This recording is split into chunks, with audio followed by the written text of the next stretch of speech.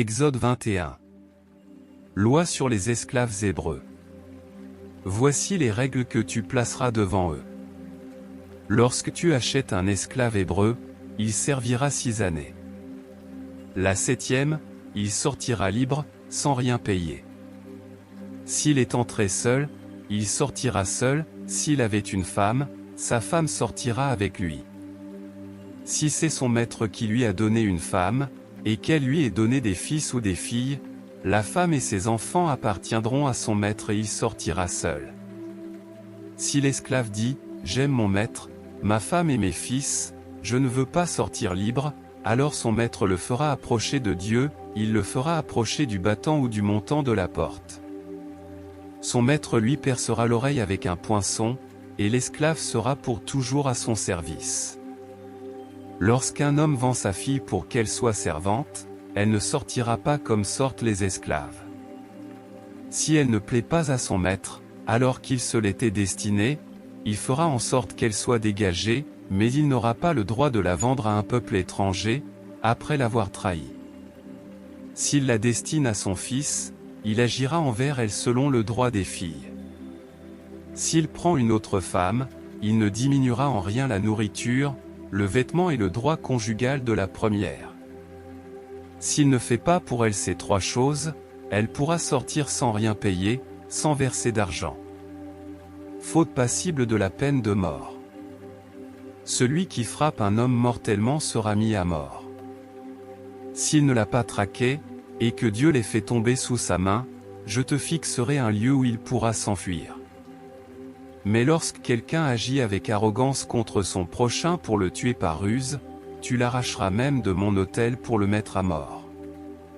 Celui qui frappe son père ou sa mère sera mis à mort.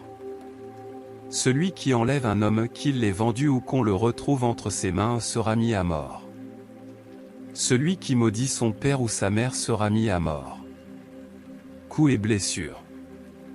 Lorsque des hommes se querellent, que l'un d'eux frappe son prochain avec une pierre ou avec le poing, et que l'autre ne meurt pas mais doit rester alité, s'il peut ensuite se lever et se promener dehors avec une canne, celui qui l'aura frappé sera quitte. Seulement, il le dédommagera de son interruption de travail et le fera soigner jusqu'à sa guérison. Lorsqu'un homme frappe son esclave ou sa servante avec un bâton, si l'esclave ou la servante meurt sous sa main, celui-ci sera vengé. Mais s'il survit un jour ou 2, il ne sera pas vengé, car c'est son argent. Lorsque des hommes se querellent, heurtent une femme enceinte et que son enfant sort, sans autre accident, ils seront condamnés à une amende fixée par le mari de la femme, sur l'avis d'arbitre. Mais s'il y a accident, tu donneras vie pour vie, œil pour œil, dent pour dent, main pour main, pied pour pied, brûlure pour brûlure, blessure pour blessure, meurtrissure pour meurtrissure. Lorsqu'un homme frappe l'œil de son esclave ou de sa servante et lui fait perdre son œil, il le renverra libre pour son œil. S'il fait tomber une dent à son esclave ou à sa servante, il le renverra libre pour sa dent. Lorsqu'un bœuf donne un coup de corne mortel à un homme ou à une femme, le bœuf sera lapidé, sa viande ne sera pas mangée, et le propriétaire du bœuf sera quitte. Mais si le bœuf avait l'habitude de donner des coups de corne, qu'on en ait averti le propriétaire et que celui-ci ne l'ait pas surveillé, le bœuf sera lapidé, dans le cas où il provoquerait la mort d'un homme ou d'une femme, et son propriétaire aussi sera mis à mort. Si l'on impose une rançon au propriétaire, celui-ci donnera tout ce qui lui sera imposé pour se dégager. Que le bœuf frappe un fils ou une fille, on agira envers lui selon cette règle. Si le bœuf frappe un esclave ou une servante, on donnera 30 cycles d'argent au maître, et le bœuf sera lapidé.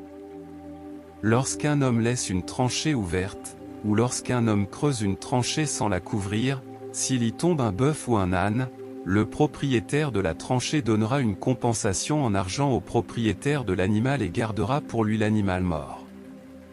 Lorsque le bœuf d'un homme frappe mortellement de ses cornes le bœuf de son prochain, ils vendront le bœuf vivant et se partageront l'argent et ils partageront aussi le bœuf mort. Mais s'il est reconnu que le bœuf avait l'habitude de donner des coups de corne, et que son propriétaire ne l'ait pas surveillé, celui-ci donnera bœuf pour bœuf en compensation et gardera pour lui le bœuf mort. Les vols d'animaux. Lorsqu'un homme vole un bœuf, un mouton ou une chèvre, s'il l'égorge ou le vend, il donnera 5 bœufs en compensation du bœuf et 4 têtes de petit bétail en compensation du mouton ou de la chèvre. Exode 22.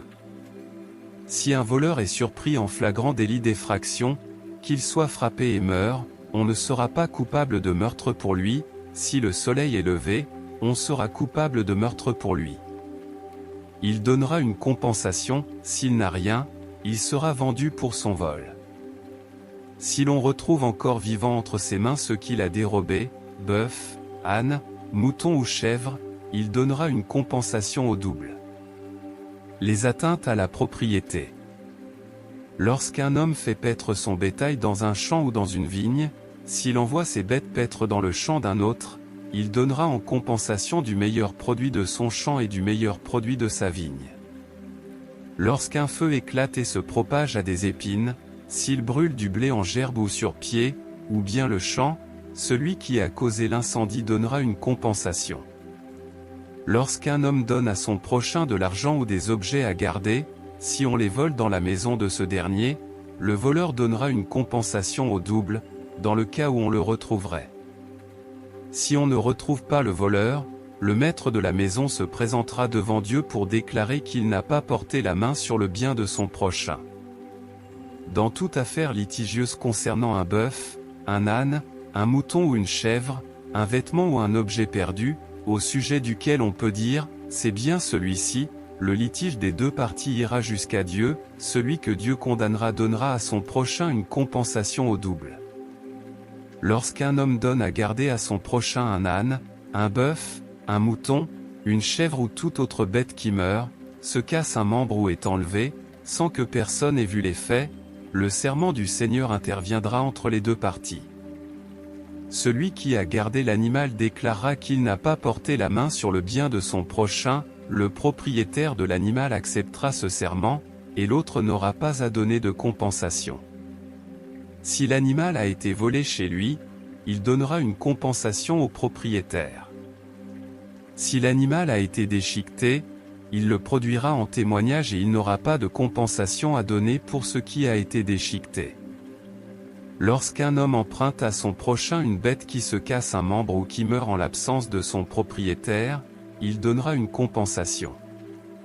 Si le propriétaire est avec lui, il n'aura pas à donner de compensation. Si l'animal a été loué, le prix du louage suffira. Lorsqu'un homme séduit une vierge qui n'est pas fiancée et couche avec elle, il paiera sa dot, puis il la prendra pour femme. Si le père refuse de la lui donner, il paiera en argent la valeur de la dot des vierges. Lois morales et religieuses diverses. Tu ne laisseras pas vivre la sorcière. Quiconque couche avec une bête sera mis à mort. Celui qui offre des sacrifices à d'autres dieux qu'au Seigneur seul sera frappé d'anathème. Tu n'exploiteras pas l'immigré, tu ne l'opprimeras pas, vous avez été des immigrés en Égypte. Vous n'affligerez jamais la veuve ni l'orphelin. Si tu les affliges et qu'ils crient vers moi, j'entendrai leurs cris, je me mettrai en colère, et je vous tuerai par l'épée, vos femmes seront veuves, et vos enfants orphelins. Si tu prêtes de l'argent à quelqu'un de mon peuple, au pauvre qui est chez toi, tu ne te comporteras pas à son égard comme un prêteur sur gage, tu n'exigeras pas de lui un intérêt. Si tu prends en gage le manteau de ton prochain, tu le lui rendras avant le coucher du soleil, car sa seule couverture, c'est le manteau qu'il a sur la peau, dans quoi couchera-t-il ? S'il crie vers moi, je l'entendrai, car je suis clément. Tu ne maudiras pas Dieu, et tu ne prononceras pas de malédiction contre un prince de ton peuple. Tu ne retiendras pas ta pleine cuvée et ta récolte d'huile. Tu me donneras le premier-né de tes fils. Tu feras de même pour ton bœuf et ton petit bétail, le premier-né restera 7 jours avec sa mère, le 8e jour, tu me le donneras. Vous serez pour moi des hommes saints. Vous ne mangerez pas la viande d'une bête trouvée déchiquetée dans la campagne, vous la jetterez aux chiens. Exode 23. Le respect des faibles. Tu ne colporteras pas de fausses rumeurs. Tu n'agiras pas en témoin malveillant pour prêter main forte aux méchants. Tu ne suivras pas la multitude pour faire du mal, tu ne déposeras pas dans un procès en te mettant du côté de la multitude pour faire pencher la justice. Tu ne favoriseras pas le pauvre dans son procès. S'il t'arrive de voir le bœuf de ton ennemi ou son âne égaré, tu le lui ramèneras. Lorsque tu vois l'âne de ton ennemi se coucher sous sa charge, tu ne l'abandonneras pas, tu l'aideras à le décharger. Tu ne porteras pas atteinte au droit du pauvre dans son procès. Tu t'abstiendras de toute parole mensongère. Tu ne tueras pas celui qui est innocent et juste, car je ne justifierai pas le méchant. Tu n'accepteras pas de pots de vin, les pots de vin aveuglent les gens clairvoyants et ruinent la cause des justes. Tu n'opprimeras pas l'immigré, vous connaissez vous-même la vie de l'immigré, car vous avez été des immigrés en Égypte. L'année sabbatique est le sabbat. Pendant 6 années tu ensemenceras ta terre et tu en récolteras le produit. Mais la 7e, tu lui donneras du répit et tu la laisseras tranquille, les pauvres de ton peuple mangeront, et les animaux sauvages mangeront ce qui restera. Tu feras de même pour ta vigne et pour ton olivier. Pendant 6 jours tu feras ton travail. Mais le 7e jour tu feras sabbat, afin que ton bœuf et ton âne puissent se reposer, que le fils de ta servante et l'immigré puissent reprendre haleine. Les fêtes.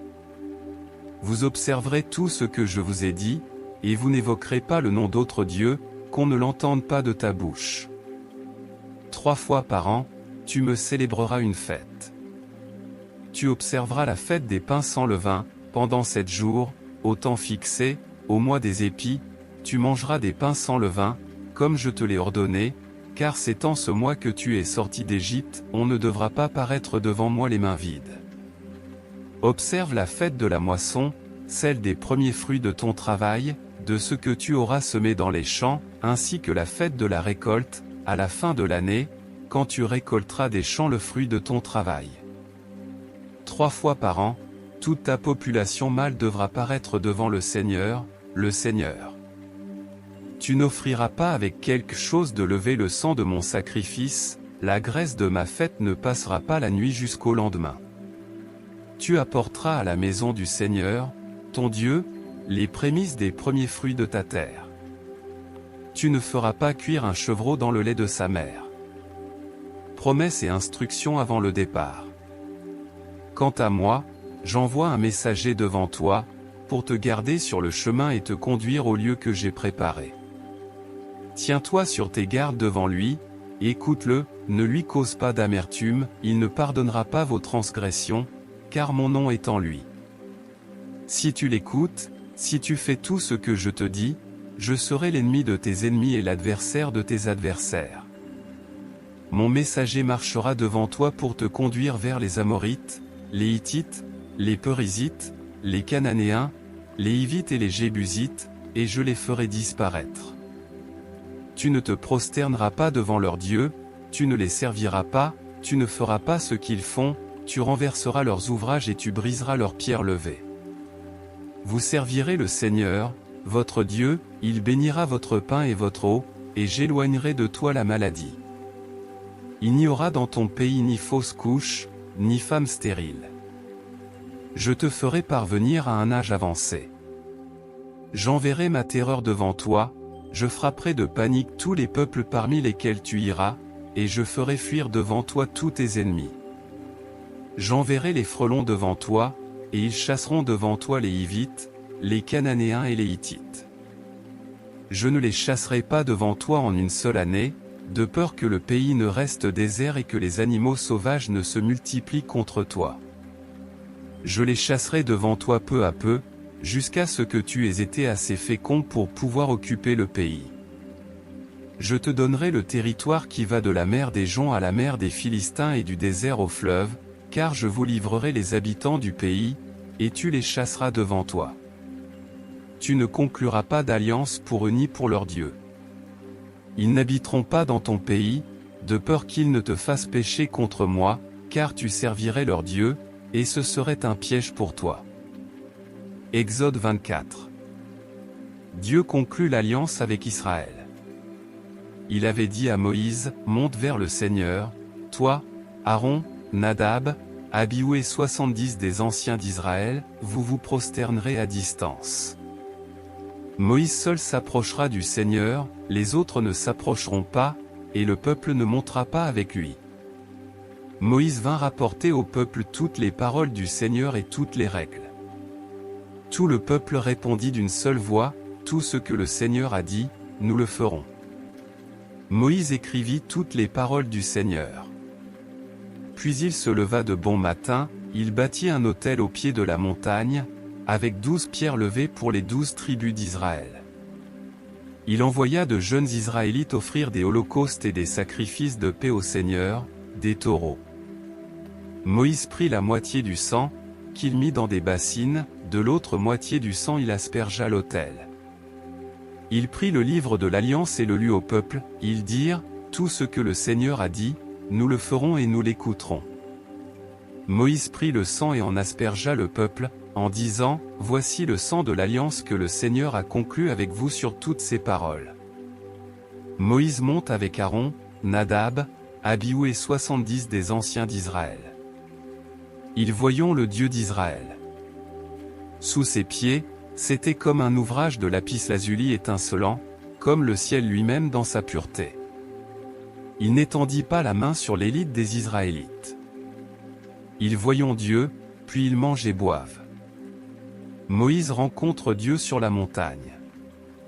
Le Seigneur dit à Moïse, « Monte vers moi, dans la montagne, et reste là, je te donnerai des tablettes de pierre, la loi et le commandement que j'ai écrits pour les instruire. » Moïse et Josué, son auxiliaire, montent dans la montagne de Dieu.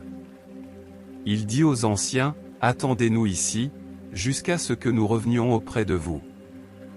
Aaron et Hur sont avec vous. Alors si quelqu'un a une affaire à régler, qu'il s'adresse à eux. » Moïse monte dans la montagne, et la nuée couvrait la montagne. La gloire du Seigneur demeure sur le mont Sinaï, et la nuée le couvre pendant 6 jours. Le 7e jour, il appelle Moïse de l'intérieur de la nuée. L'aspect de la gloire du Seigneur était, sous les yeux des Israélites, comme un feu dévorant au sommet de la montagne. Moïse pénètre à l'intérieur de la nuée et monte dans la montagne. Moïse fut dans la montagne 40 jours et 40 nuits.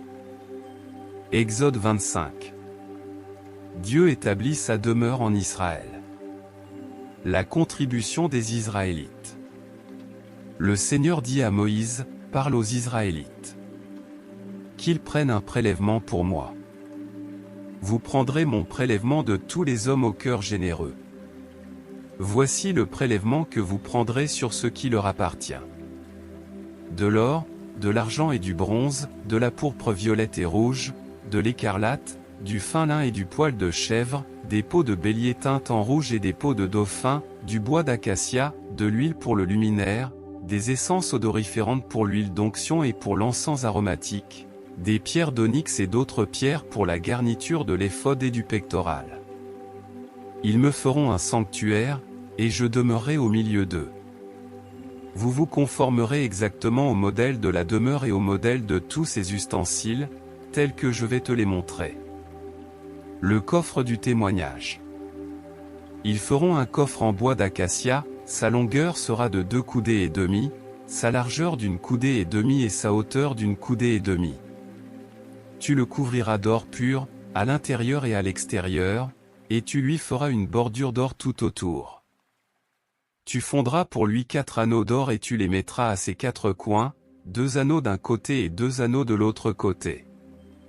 Tu feras des barres en bois d'acacia et tu les couvriras d'or. Tu introduiras les barres dans les anneaux sur les côtés du coffre. Pour porter le coffre, les barres resteront dans les anneaux du coffre, on ne les en retirera pas. Tu mettras dans le coffre le témoignage que je te donnerai. Tu feras un expiatoire d'or pur, sa longueur sera de 2 coudées et demie et sa largeur d'une coudée et demie. Tu feras 2 kéroubim d'or, aux 2 extrémités de l'expiatoire, tu les feras d'or martelé. Fais un kéroub à une extrémité et un kéroub à l'autre extrémité, vous ferez les kérobims d'une seule pièce avec l'expiatoire, à ses deux extrémités. Les kérobims étendront les ailes vers le haut, couvrant de leurs ailes l'expiatoire et se faisant face l'un à l'autre, les kérobims auront la face tournée vers l'expiatoire. Tu mettras l'expiatoire par-dessus le coffre et tu mettras dans le coffre le témoignage que je te donnerai.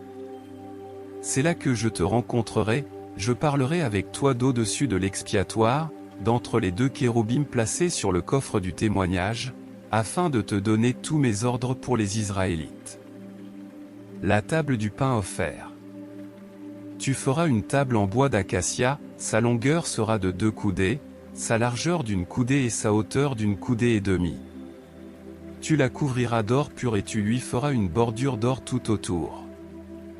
Tu lui feras, tout autour, un cadre d'un palme, tu feras une bordure d'or au cadre, tout autour. Tu lui feras 4 anneaux d'or, tu mettras les anneaux aux 4 coins correspondant aux 4 pieds. Les anneaux seront près du cadre, ils recevront les barres pour porter la table. Tu feras les barres en bois d'acacia et tu les couvriras d'or, elles serviront à porter la table. Tu feras ses plats, ses coupes, ses aiguières et ses bols pour les libations, tu les feras d'or pur. Tu mettras sur la table le pain offert, constamment, devant moi. Le porte-lampe à 7 branches. Tu feras un porte-lampe d'or pur, ce porte-lampe sera fait d'or martelé. Son pied et sa tige, ses calices, ses boutons et ses fleurs seront d'une seule pièce. 6 branches sortiront de ses côtés, 3 branches d'un côté du porte-lampe et 3 branches de l'autre côté du porte-lampe. Il y aura sur une branche 3 calices en forme d'amande, avec des boutons et des fleurs, et sur l'autre branche 3 calices en forme d'amande, avec des boutons et des fleurs, ainsi pour les 6 branches qui sortent du porte-lampe. Sur le porte-lampe, il y aura 4 calices en forme d'amande, avec leurs boutons et leurs fleurs.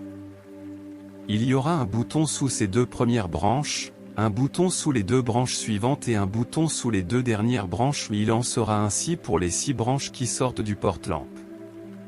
Leurs boutons et leurs branches seront d'une seule pièce, le tout sera d'or martelé, d'or pur.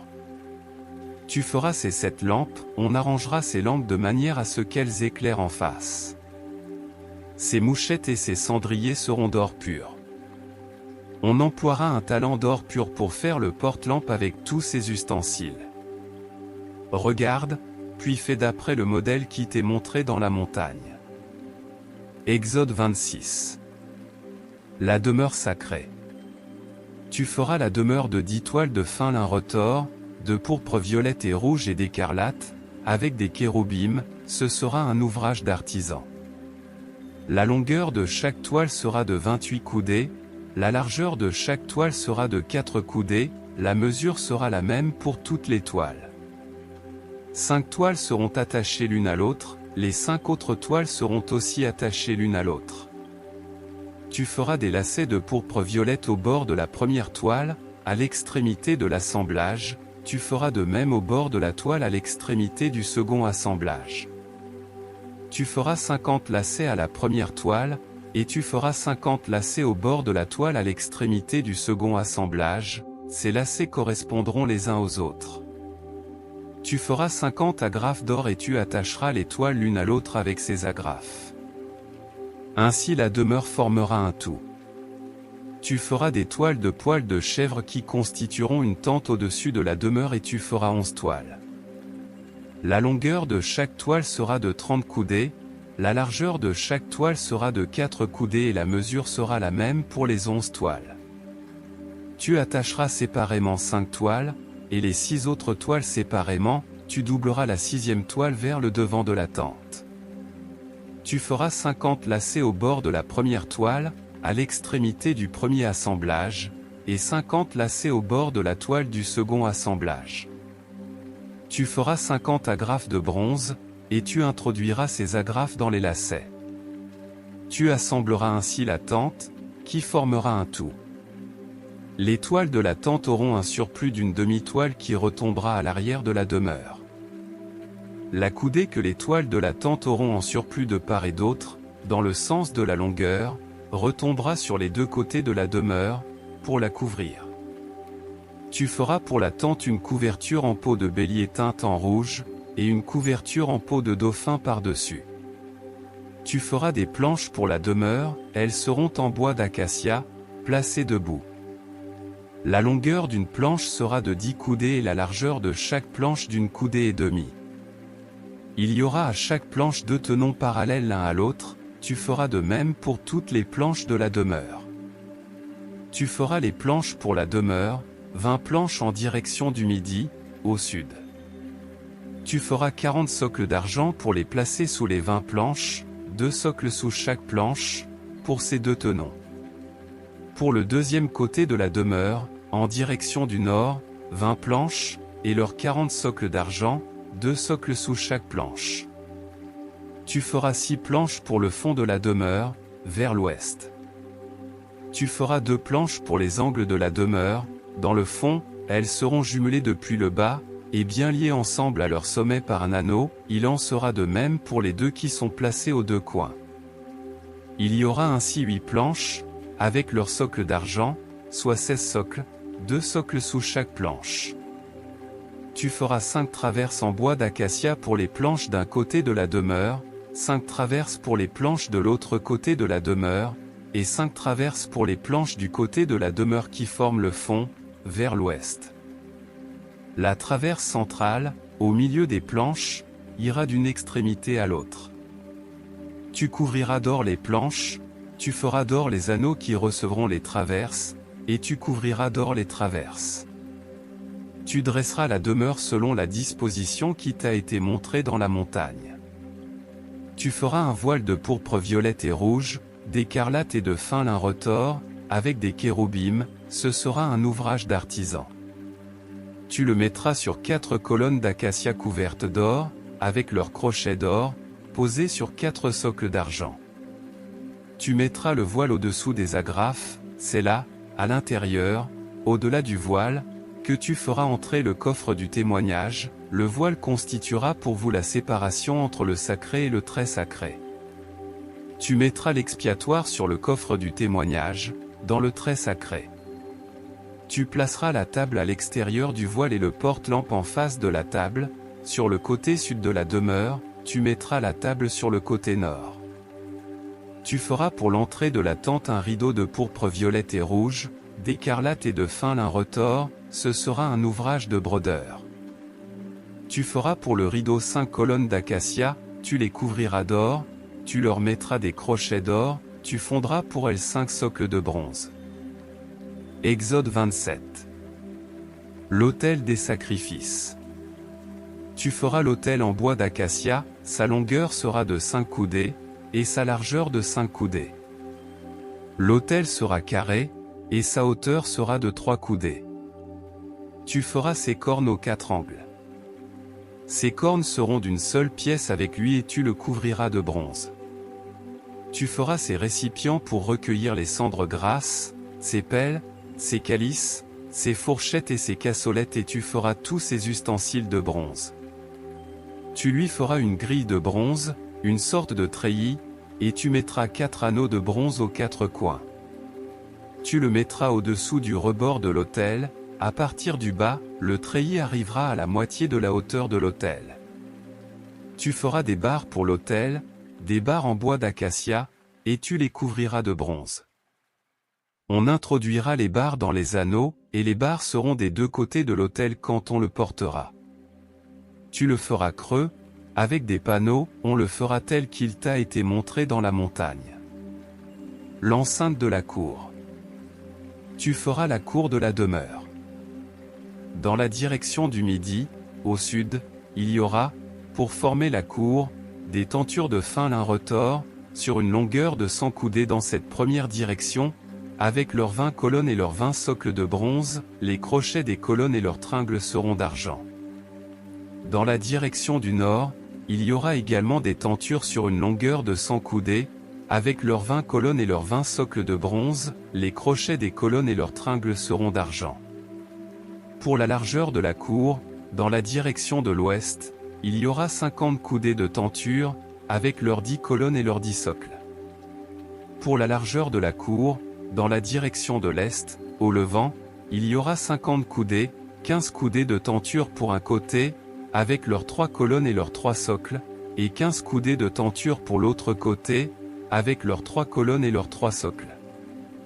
Pour la porte de la cour il y aura un rideau de 20 coudées, de pourpre violette et rouge, d'écarlate et de fin lin retors, ce sera un ouvrage de brodeur, avec 4 colonnes et leurs 4 socles. Toutes les colonnes qui formeront l'enceinte de la cour auront leurs tringles d'argent, leurs crochets d'argent et leurs socles de bronze. La longueur de la cour sera de 100 coudées, sa largeur de 50 de chaque côté, et sa hauteur de 5 coudées de fin lin retors, et les socles de bronze. Tous les ustensiles destinés au service de la demeure, tous ses piquets et tous les piquets de la cour seront de bronze. L'huile pour le luminaire. Toi, tu ordonneras aux Israélites de te procurer, pour le luminaire, de l'huile d'olive fine et vierge, afin d'entretenir constamment les lampes. C'est dans la tente de la rencontre, à l'extérieur du voile qui est devant le témoignage, qu'Aaron et ses fils disposeront les lampes pour qu'elles soient du soir au matin devant le Seigneur. C'est une prescription perpétuelle, pour toutes les générations des Israélites. Exode 28. Le grand prêtre et les prêtres. Quant à toi, fais approcher de toi, d'entre les Israélites, Aaron, ton frère, et ses fils avec lui, afin qu'il exerce pour moi le sacerdoce, Aaron et les fils d'Aaron, Nadab, Abihu, Éléazar et Ithamar. Les vêtements du grand prêtre. Tu feras pour Aaron, ton frère, des vêtements sacrés, afin de marquer son rang et sa dignité. Tu parleras à tous ceux qui sont habiles, à ceux que j'ai remplis d'un souffle de sagesse, ils feront les vêtements d'Aaron, afin qu'ils soient consacrés et qu'il exerce pour moi le sacerdoce. Voici les vêtements qu'ils feront, un pectoral, un éphod, une robe, une tunique brodée, un turban et une écharpe. Ils feront des vêtements sacrés pour Aaron, ton frère, et pour ses fils, afin qu'ils exercent pour moi le sacerdoce. L'éphod. Ils prendront l'or, la pourpre violette et rouge, l'écarlate et le fin lin.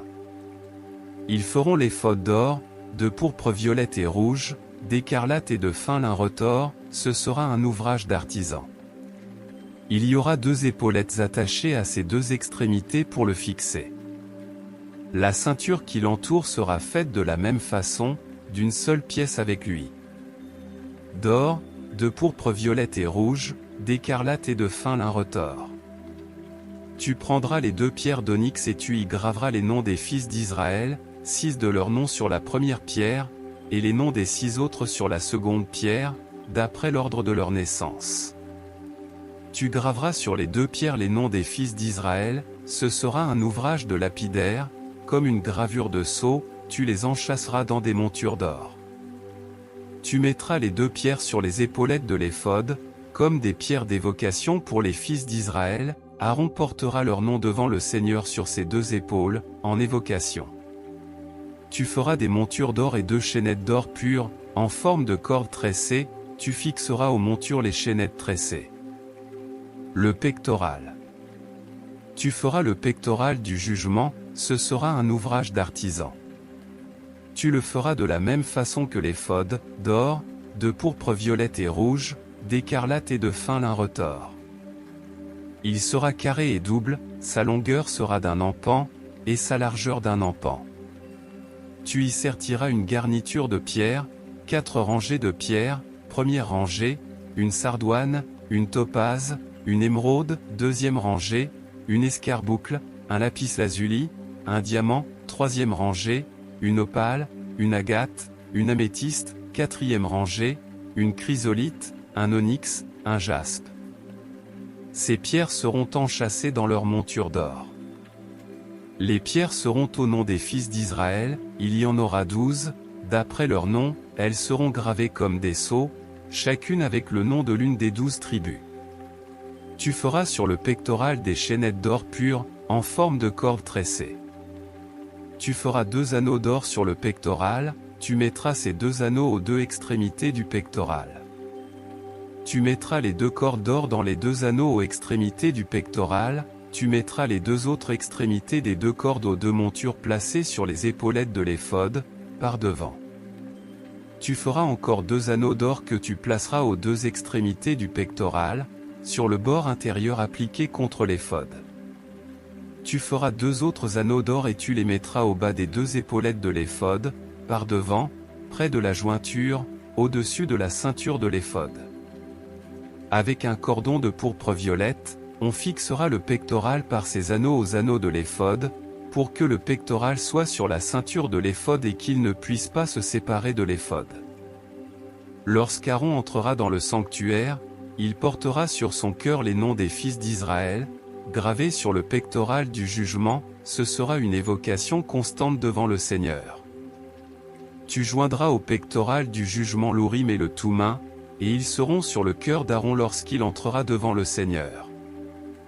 Ainsi Aaron portera constamment sur son cœur le jugement des fils d'Israël devant le Seigneur.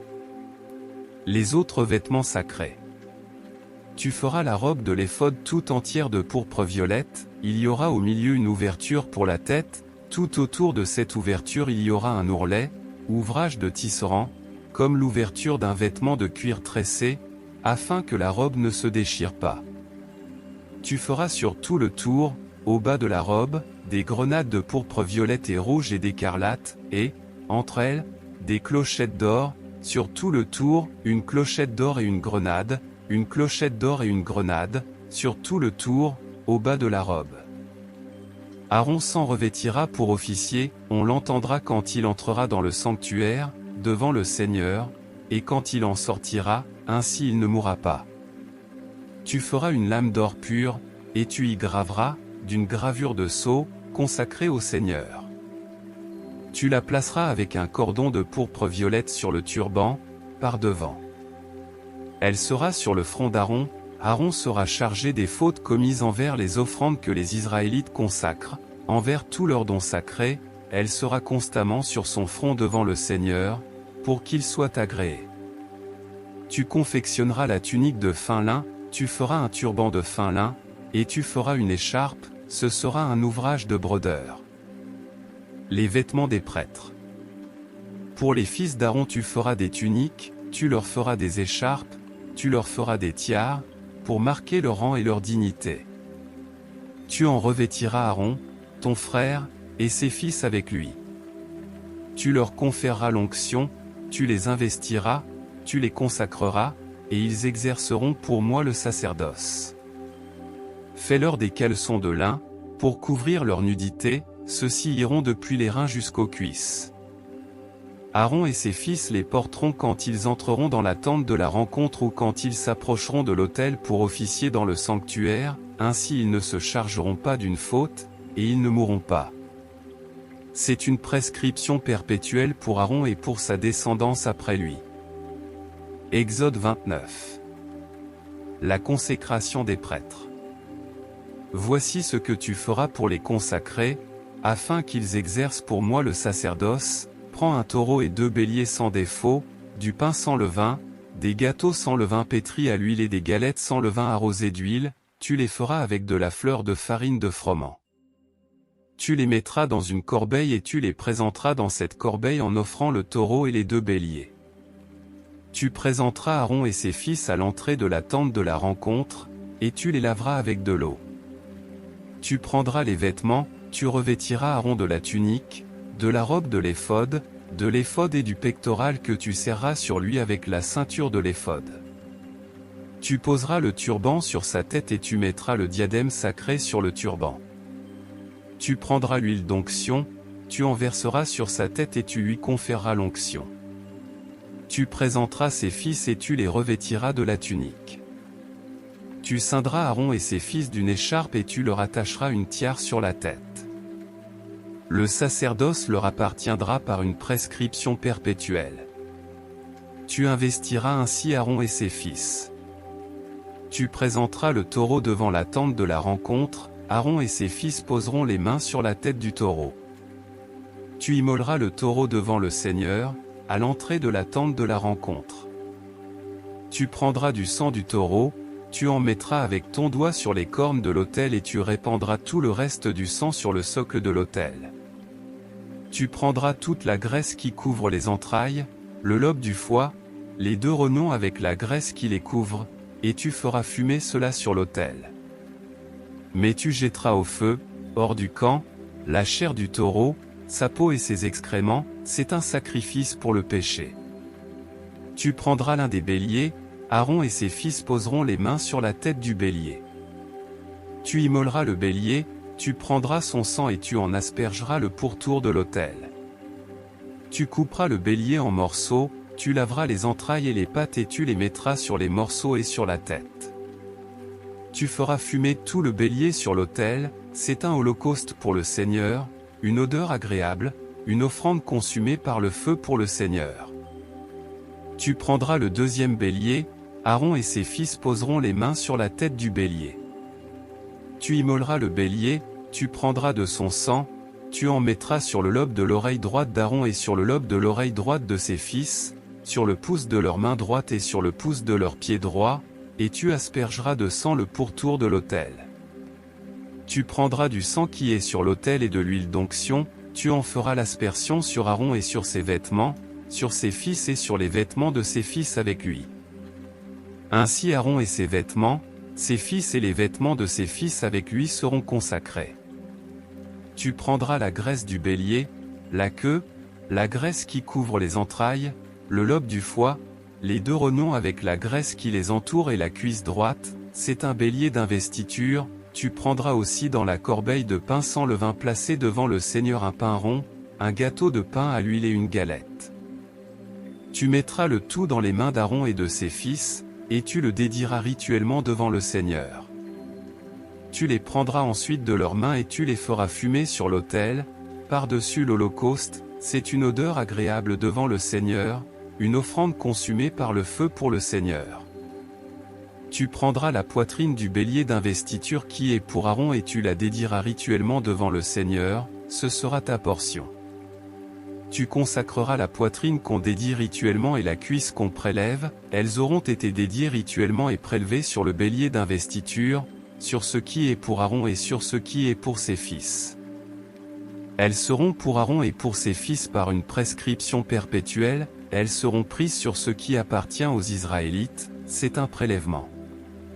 Ce sera un prélèvement sur ce qui appartient aux Israélites, sur leur sacrifice de paix, c'est leur prélèvement pour le Seigneur. Les vêtements sacrés d'Aaron seront pour ses fils après lui, ils les mettront lorsqu'on leur conférera l'onction, lorsqu'on les investira. Pendant 7 jours, le prêtre qui lui succédera parmi ses fils s'en revêtira, puis il entrera dans la tente de la rencontre pour officier dans le sanctuaire. Tu prendras le bélier d'investiture et tu en feras cuire la viande dans un lieu sacré. Aaron et ses fils mangeront, à l'entrée de la tente de la rencontre, la viande du bélier et le pain qui est dans la corbeille. Ils mangeront ainsi ce qui a servi d'expiation pour leur investiture et leur consécration, aucun profane n'en mangera, ce sont des choses sacrées. S'il reste de la viande du sacrifice d'investiture et du pain jusqu'au matin, tu jetteras au feu ce qui en restera, on ne le mangera pas, c'est une chose sacrée. Tu feras ainsi pour Aaron et ses fils, exactement comme je te l'ai ordonné. Pendant 7 jours, tu les investiras. Tu offriras chaque jour un taureau en sacrifice pour le péché, pour l'expiation, tu ôteras le péché de l'autel en faisant l'expiation sur lui, et tu lui conféreras l'onction pour le consacrer.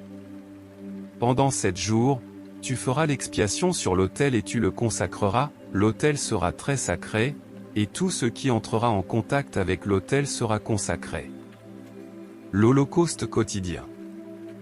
Voici ce que tu offriras sur l'autel, 2 agneaux d'1 an, chaque jour, constamment.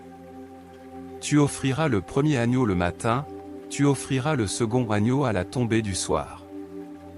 Avec le premier agneau, un 10e d'épha de fleurs de farine pétrie dans un quart de hin d'huile vierge, et une libation d'un quart de hin de vin.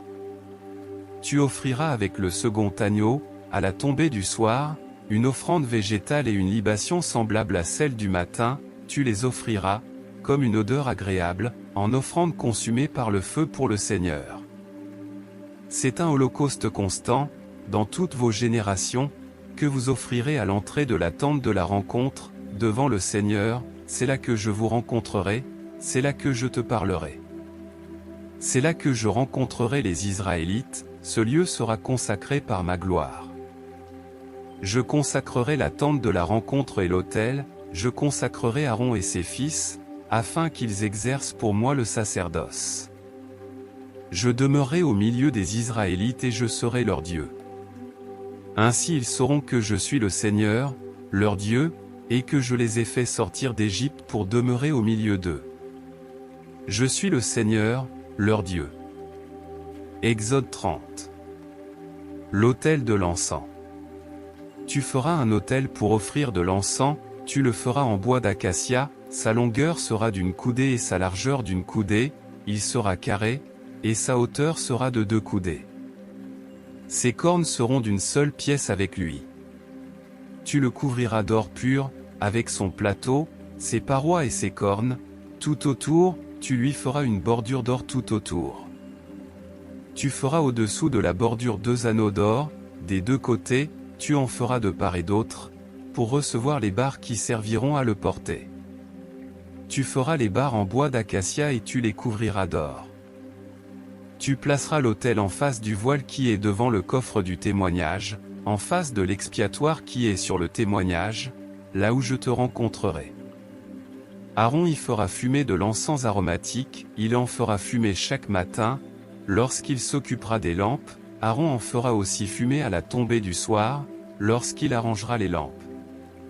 C'est un encens qui fumera constamment devant le Seigneur, dans toutes vos générations. Vous n'offrirez sur l'autel ni encens profane, ni holocauste, ni offrande végétale, et vous n'y répandrez aucune libation.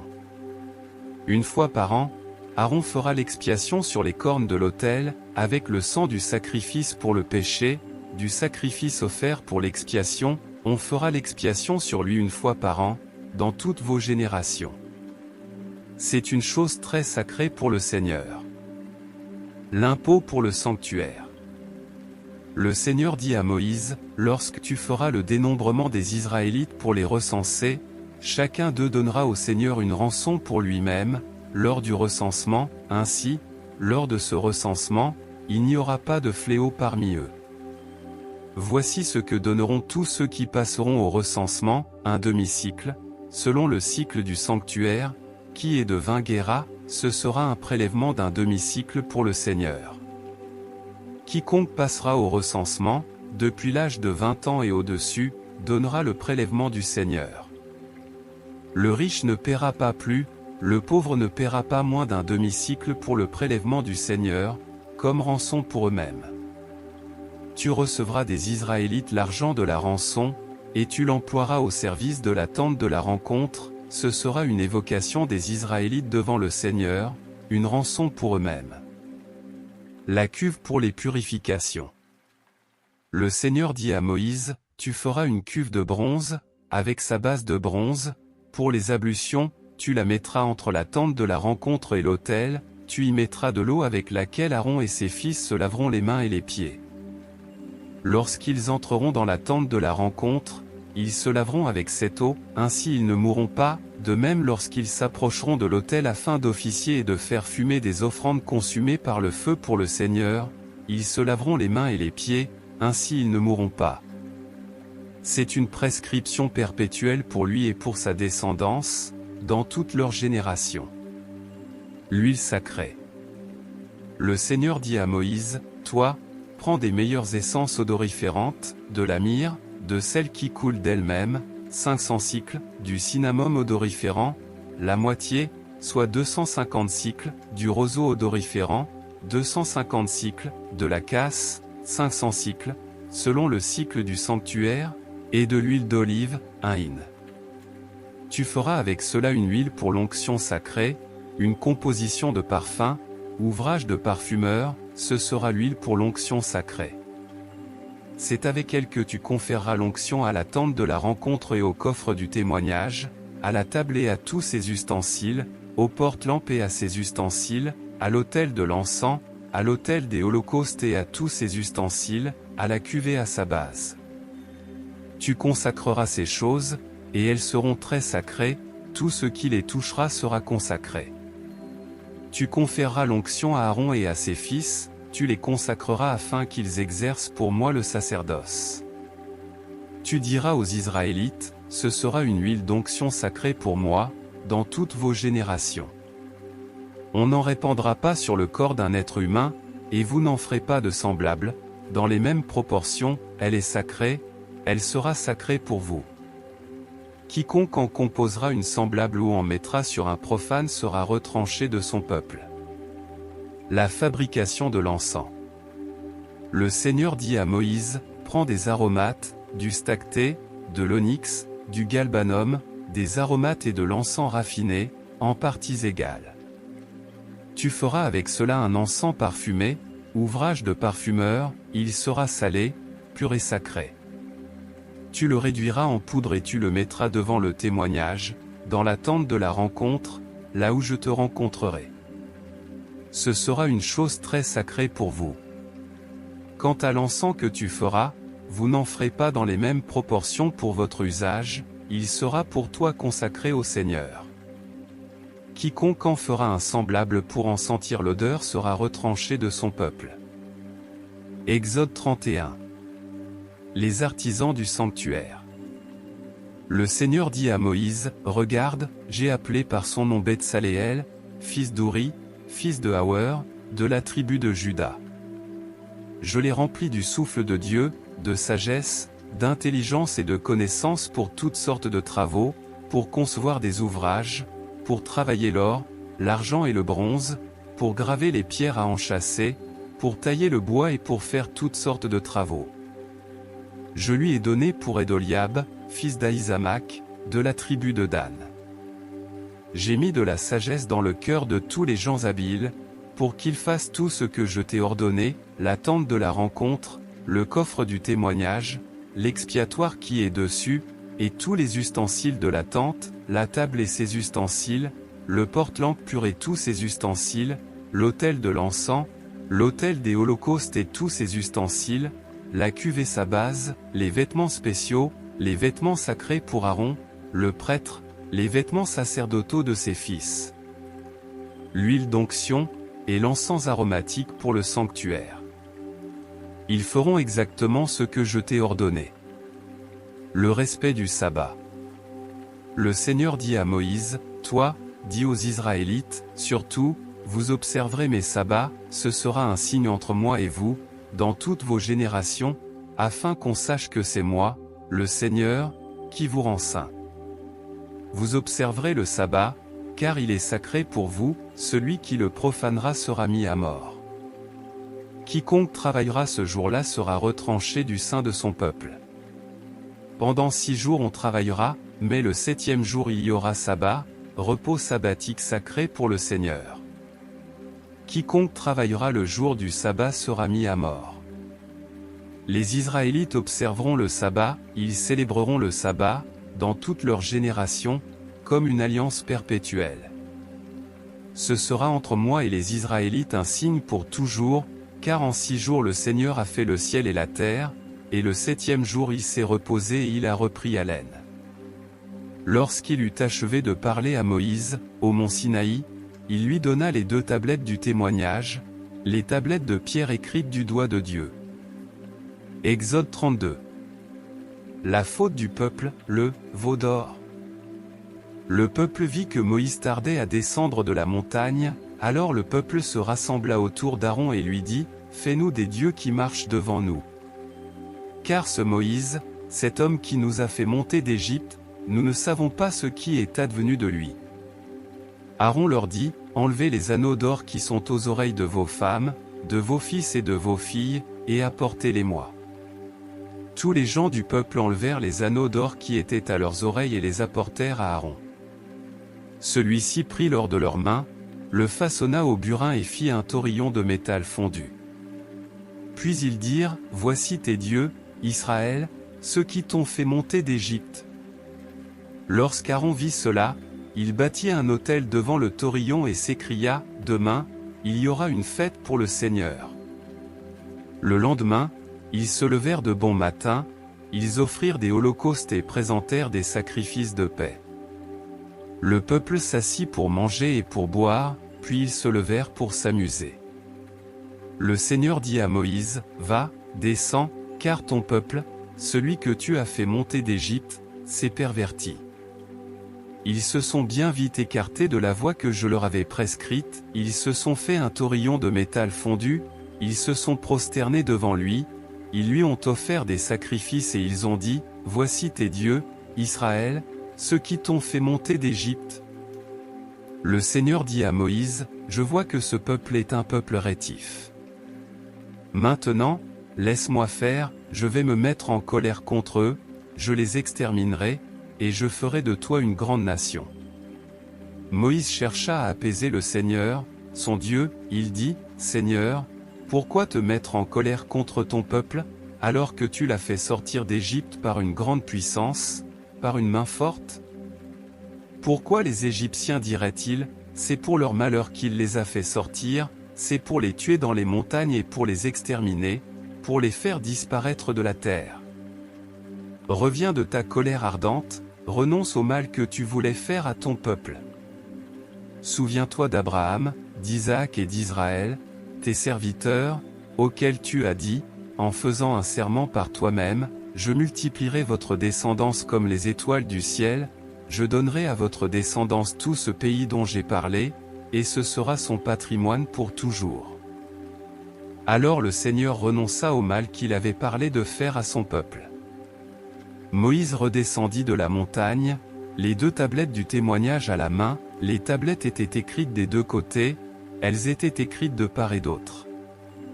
Les tablettes étaient l'ouvrage de Dieu, l'écriture était l'écriture de Dieu, gravée sur les tablettes.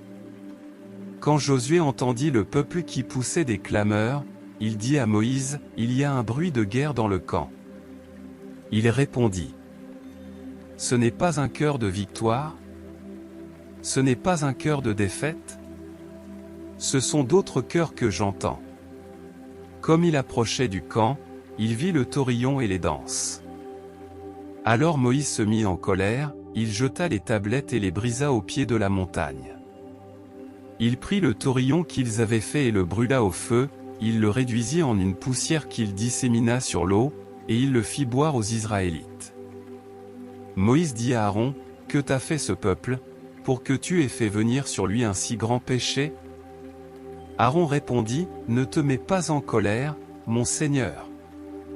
Tu connais toi-même ce peuple, il est porté au mal. Ils m'ont dit, fais-nous des dieux qui marchent devant nous. Car ce Moïse, cet homme qui nous a fait monter d'Égypte, nous ne savons pas ce qui est advenu de lui. Je leur ai dit, que ceux qui ont des objets d'or les enlèvent. Ils me les ont donnés, je les ai jetés au feu, et il en est sorti ce taurillon. » Le châtiment. Moïse vit que le peuple était incontrôlable, car Aaron l'avait laissé devenir incontrôlable, il allait être la risée de ses adversaires. Moïse se tint debout à la porte du camp et dit, « Ceux qui sont pour le Seigneur, à moi. » Tous les fils de Lévi se rassemblèrent autour de lui.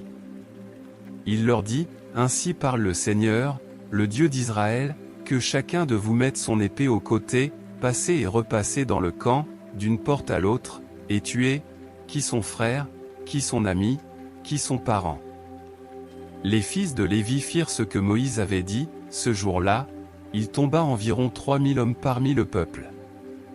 Moïse dit, « Soyez investis aujourd'hui pour le Seigneur, chacun même au prix de son fils ou de son frère, afin qu'il vous accorde aujourd'hui une bénédiction. » Moïse supplie Dieu de pardonner à Israël.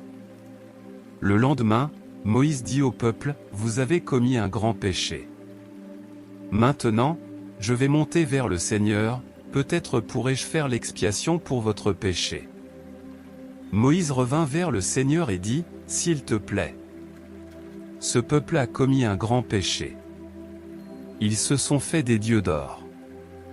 Si maintenant tu voulais bien pardonner leurs péchés, sinon, je t'en prie, efface-moi de ton livre, celui que tu as écrit. » Le Seigneur dit à Moïse, « Celui que j'effacerai de mon livre, c'est celui qui a péché contre moi. Maintenant, va, conduis le peuple où je t'ai dit. Mon messager marchera devant toi, mais le jour où j'interviendrai, je leur ferai rendre des comptes pour leurs péchés.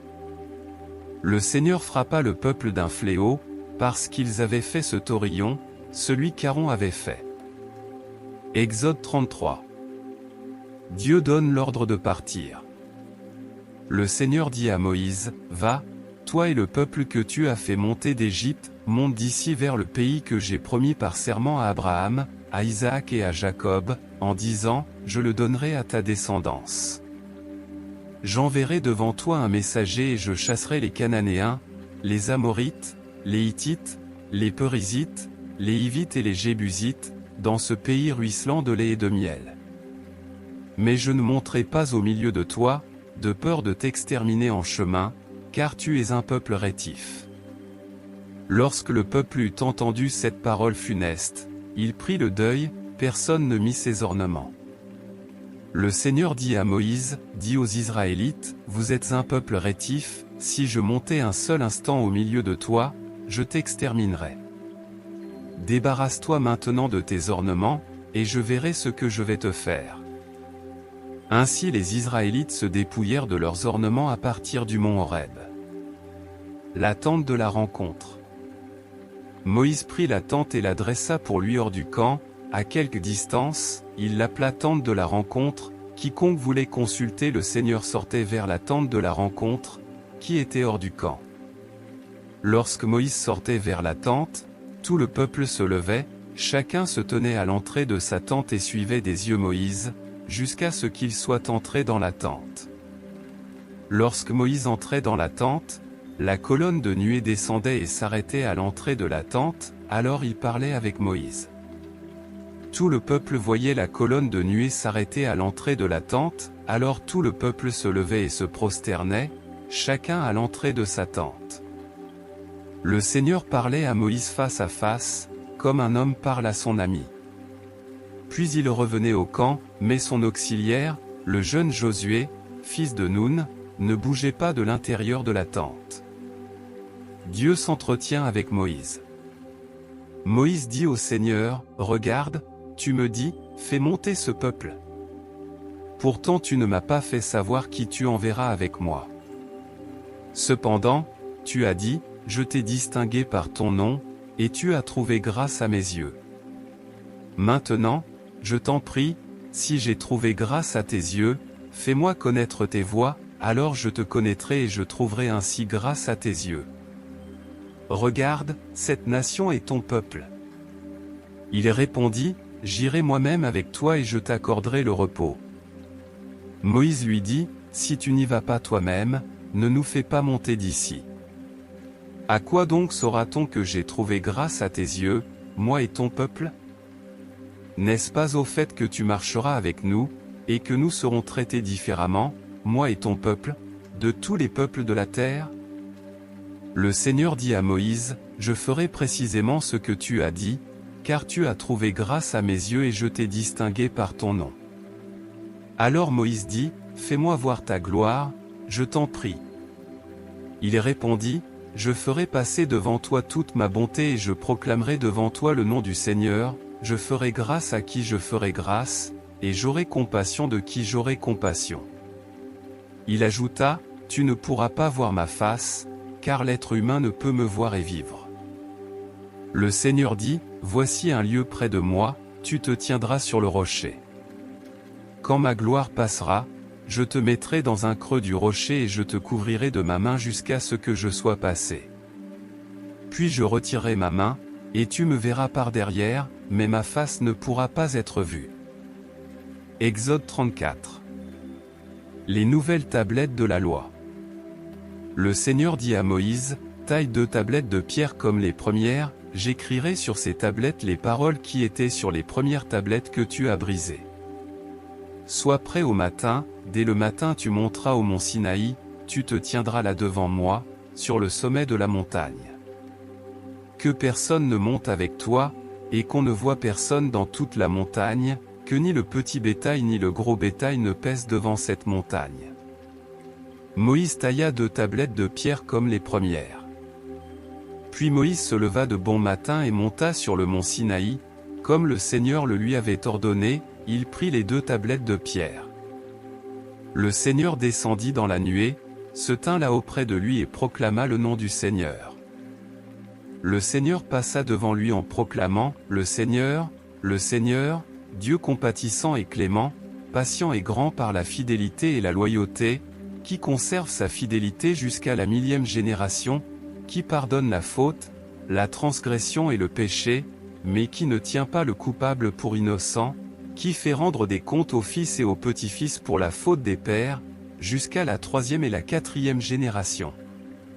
Moïse s'empressa de s'incliner jusqu'à terre, en se prosternant. Il dit, Seigneur, je t'en prie, si j'ai trouvé grâce à tes yeux, daigne marcher parmi nous, car c'est un peuple rétif, tu pardonneras notre faute et notre péché, et tu feras de nous ton patrimoine. Le renouvellement de l'alliance. Il répondit, je conclus moi-même une alliance. Je ferai, devant tout ton peuple, des choses étonnantes, telles qu'il n'y en a jamais eu sur toute la terre et dans toutes les nations, tout le peuple qui t'entoure verra l'œuvre du Seigneur, cette œuvre redoutable que j'accomplirai avec toi. Prends garde à ce que je t'ordonne aujourd'hui. Je chasserai devant toi les Amorites, les Cananéens, les Hittites, les Périsites, les Hivites et les Jébusites. Garde-toi de conclure une alliance pour les habitants du pays où tu dois entrer, de peur qu'ils ne deviennent un piège en ton sein, vous démolirez leurs autels, vous briserez leurs pierres levées et vous couperez leurs poteaux cultuels. Tu ne te prosterneras pas devant un autre Dieu, car son nom, c'est le Seigneur à accent grave la passion jalouse, c'est un Dieu à la passion jalouse. Ne conclus pas d'alliance pour les habitants du pays, de peur que, se prostituant avec leur Dieu et leur offrant des sacrifices, ils ne t'invitent, et que tu n'en manges, de peur que tu ne prennes de leurs filles pour tes fils, et que celles-ci, se prostituant avec leur Dieu, n'entraînent tes fils à se prostituer avec leur Dieu. Tu ne te feras pas de Dieu de métal fondu. Tu observeras la fête des pains sans levain, pendant 7 jours, au temps fixé, au mois des épis, tu mangeras des pains sans levain, comme je te l'ai ordonné, car c'est au mois des épis que tu es sorti d'Égypte. Quiconque est né le premier de sa mère m'appartient, de même que tout mâle né le premier dans tes troupeaux, veaux, agneaux ou chevreaux. Tu dégageras l'ânon né le premier de sa mère en le remplaçant par un mouton ou une chèvre, si tu ne le dégages pas, tu lui briseras la nuque. Tu dégageras tout premier-né parmi tes fils, on ne paraîtra pas devant moi les mains vides. Pendant 6 jours tu travailleras, mais le 7e jour tu feras sabbat, même au temps des labours et de la moisson, tu feras sabbat. Tu célébreras la fête des semaines, celle de la première moisson du froment, ainsi que la fête de la récolte, à la fin de l'année. 3 fois par an, toute ta population mâle devra paraître devant le Seigneur, le Dieu d'Israël. Car je déposséderai des nations devant toi et j'agrandirai ton territoire, personne ne convoitera ton pays pendant que tu monteras pour paraître devant le Seigneur, ton Dieu, 3 fois par an. Tu n'immoleras pas mon sacrifice sanglant avec quelque chose de levé, le sacrifice de la fête de la Pâque ne passera pas la nuit jusqu'au lendemain. Tu apporteras à la maison du Seigneur, ton Dieu, les prémices des premiers fruits de ta terre. Tu ne feras pas cuire un chevreau dans le lait de sa mère. Le Seigneur dit à Moïse, écris ces paroles, c'est d'après elles que je conclus une alliance avec toi et avec Israël. Moïse resta là, avec le Seigneur, 40 jours et 40 nuits. Il ne mangea rien, il ne but rien, il écrivit sur les tablettes les paroles de l'alliance, les 10 paroles. Retour de Moïse au camp. Moïse descendit du mont Sinaï, les 2 tablettes du témoignage étaient dans la main de Moïse lorsqu'il descendit de la montagne. Moïse ne savait pas que la peau de son visage s'était mise à rayonner lorsqu'il avait parlé avec lui. Aaron et tous les Israélites regardèrent Moïse, la peau de son visage rayonnait, et ils avaient peur de s'approcher de lui. Moïse les appela, Aaron et tous les princes de la communauté vinrent auprès de lui, et Moïse leur parla. Après cela, tous les Israélites s'approchèrent, et il institua pour eux tout ce que le Seigneur lui avait dit sur le mont Sinaï. Lorsque Moïse eut achevé de leur parler, il mit un voile sur son visage. Quand Moïse entrait devant le Seigneur pour parler avec lui, et jusqu'à ce qu'il sorte, il retirait le voile. Quand il sortait, il disait aux Israélites ce qui lui avait été ordonné.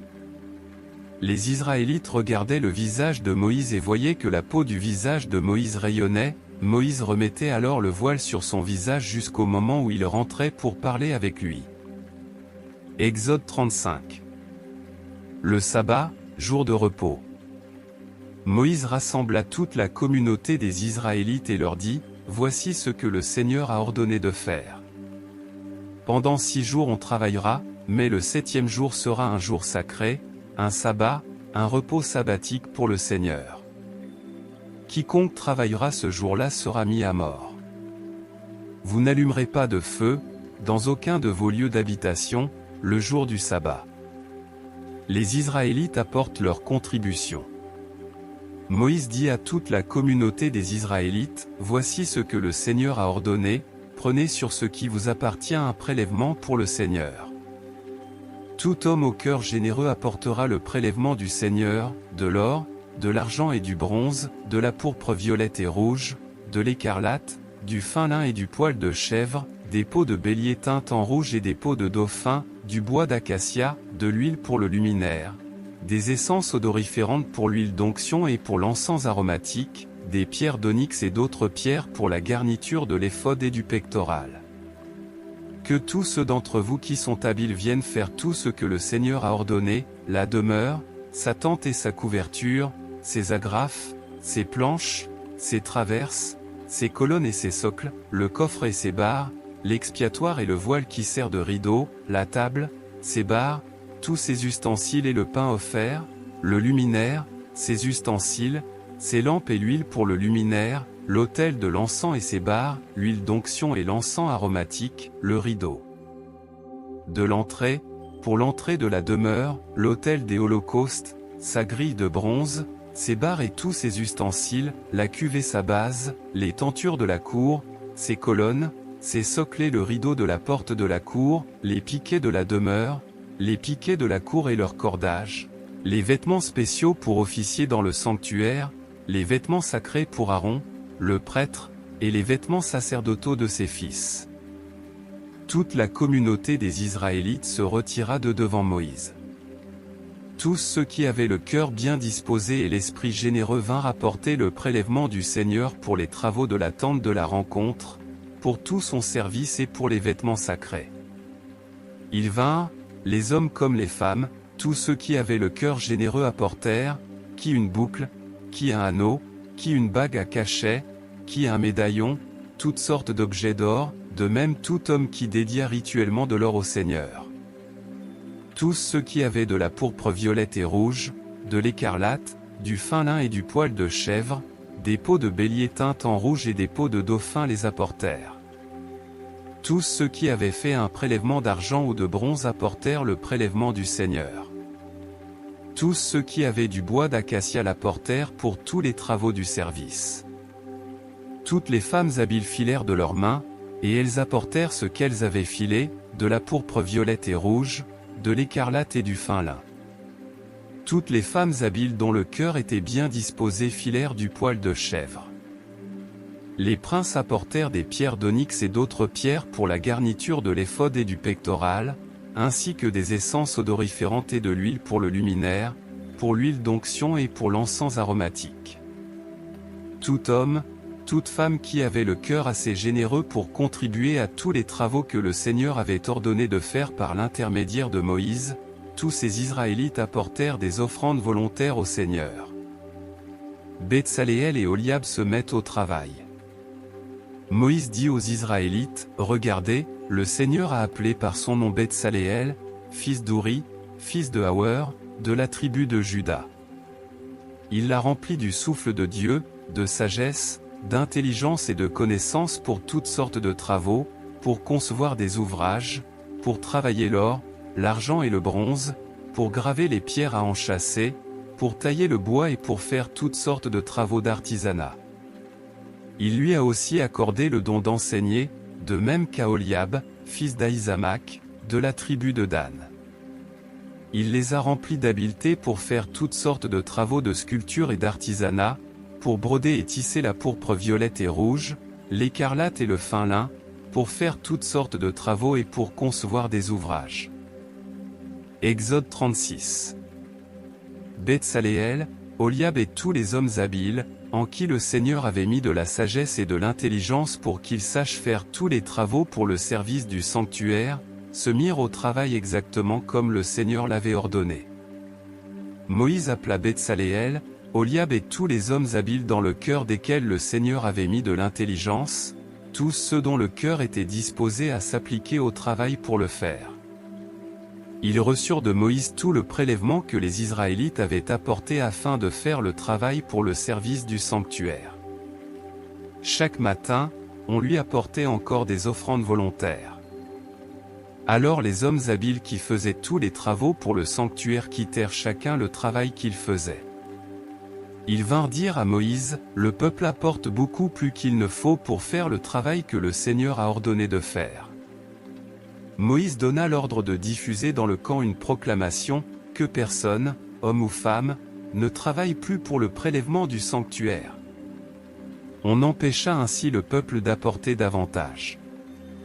Les objets préparés suffisaient amplement pour tout le travail à faire. La demeure sacrée. Tous les hommes habiles qui faisaient le travail firent la demeure avec 10 toiles de fin lin retors, de pourpre violette et rouge et d'écarlate, avec des kéroubim, c'était un ouvrage d'artisan. La longueur de chaque toile était de 28 coudées, la largeur de chaque toile était de 4 coudées, la mesure était la même pour toutes les toiles. On attacha 5 de ces toiles l'une à l'autre, on attacha les 5 autres toiles l'une à l'autre. On fit des lacets de pourpre violette au bord de la toile à l'extrémité du premier assemblage, on fit de même au bord de la toile à l'extrémité du second assemblage. On fit 50 lacets à la première toile, on fit 50 lacets au bord de la toile à l'extrémité du second assemblage, ces lacets correspondaient les uns aux autres. On fit 50 agrafes d'or, et on attacha les toiles l'une à l'autre avec ces agrafes. Ainsi la demeure forma un tout. On fit des toiles de poils de chèvre qui constituaient une tente au-dessus de la demeure, on fit 11 toiles.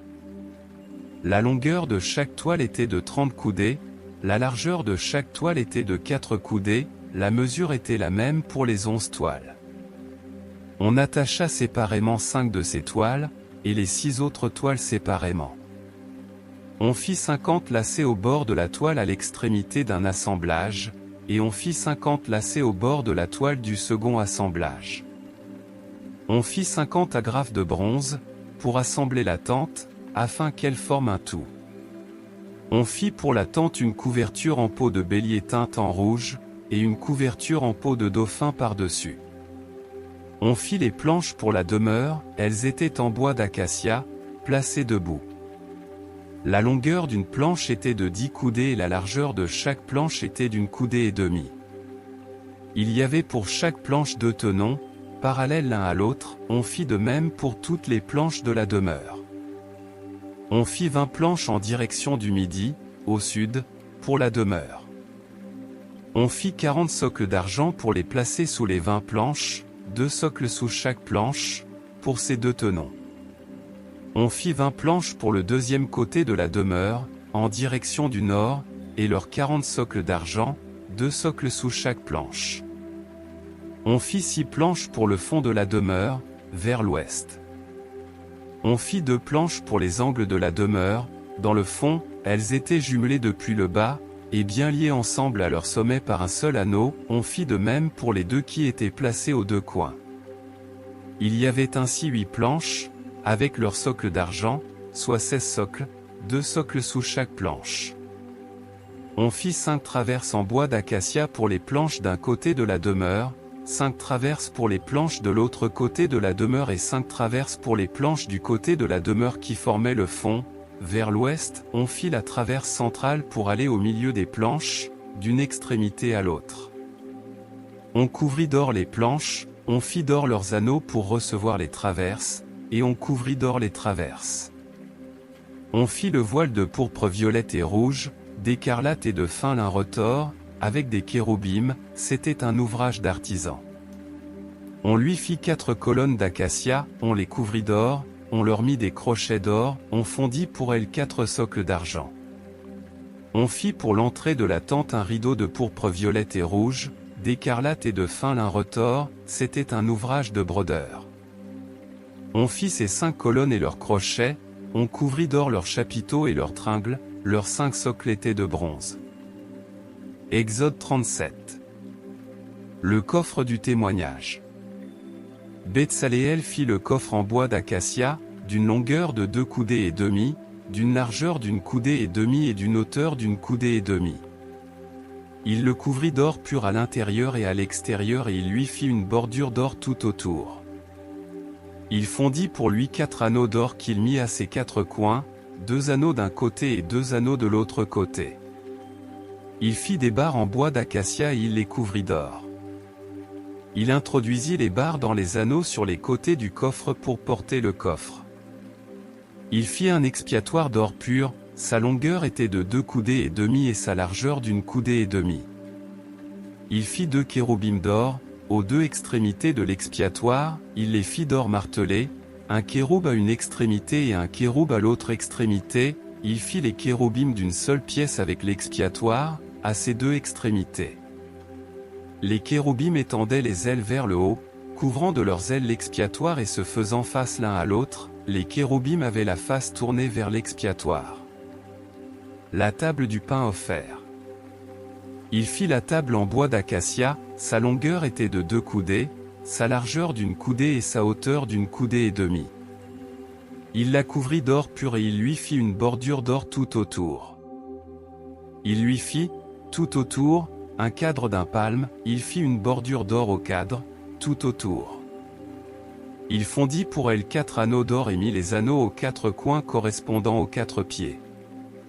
Les anneaux étaient près du cadre, il recevait les barres pour porter la table. Il fit les barres en bois d'acacia et les couvrit d'or, elles servaient à porter la table. Il fit les ustensiles qu'on devait mettre sur la table, ses plats, ses coupes, ses bols et ses aiguières pour les libations, il les fit d'or pur. Le porte-lampe à 7 branches. Il fit le porte-lampe d'or pur, il fit le porte-lampe d'or martelé. Son pied et sa tige, ses calices, ses boutons et ses fleurs étaient d'une seule pièce. 6 branches sortaient de ses côtés, 3 branches d'un côté du porte-lampe et 3 branches de l'autre côté du porte-lampe. Il y avait sur une branche 3 calices en forme d'amande, avec des boutons et des fleurs, et sur l'autre branche 3 calices en forme d'amande, avec des boutons et des fleurs ainsi pour les 6 branches qui sortaient du porte-lampe. Sur le porte-lampe, il y avait 4 calices en forme d'amande, avec leurs boutons et leurs fleurs. Il y avait un bouton sous ces 2 premières branches, un bouton sous les 2 branches suivantes et un bouton sous les 2 dernières branches. Il en était ainsi pour les 6 branches qui en sortaient. Leurs boutons et leurs branches étaient d'une seule pièce, le tout était d'or martelé, d'or pur. Il fit ses 7 lampes, ses mouchettes et ses cendriers d'or pur. Il employa un talent d'or pur pour le faire, avec tous ses ustensiles. L'autel de l'encens.